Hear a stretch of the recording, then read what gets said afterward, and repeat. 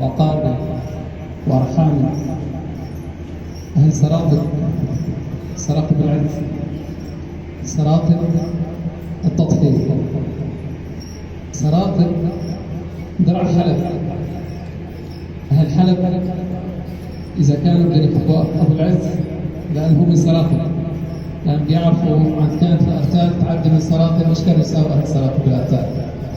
الله يتقبل الشهداء، الله يتقبل قناص الدبابات أخونا أبو مقدام، الله يتقبل. صراحة دفعت فاتورة كثير كبيرة. الحمد لله رب العالمين صارت من الماضي، لكن رب العالمين أمرنا دوما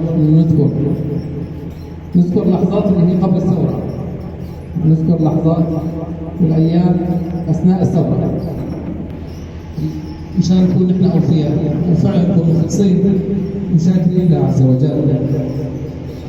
اذكروا إذ أنتم قليل مستضعفون في الأرض تخافون أن يتخطفكم الناس. دوري تامر دخلوا الشربيحة، حاجز القباب، معمل الزيت، حاجز على طريق إدلب، عند الإيكادا، معمل ويس. الحمد لله رب العالمين صارت من الماضي، لكن ما ننسى التضحيات. فآواكم وأيدكم بنصره ورزقكم من الطيبات لعلكم تشكرون. وأجب الوقت الآن على أهل سراقب وعلى أهل سوريا بعد التحرير هي عبادة الشكر. مأمورين احنا بهذا الشيء. الملاحظ عند أبناء الثورة واللي ضحوا واللي عانوا واللي صبروا واللي ثبتوا، طبعا احنا ما عم نحكي فقط على 14 سنة، احنا عم نحكي على عقود.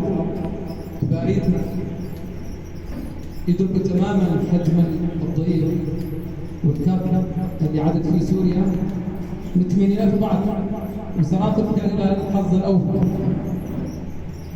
من الظلم والقمع لحين ما نحن جينا في الثمانينات.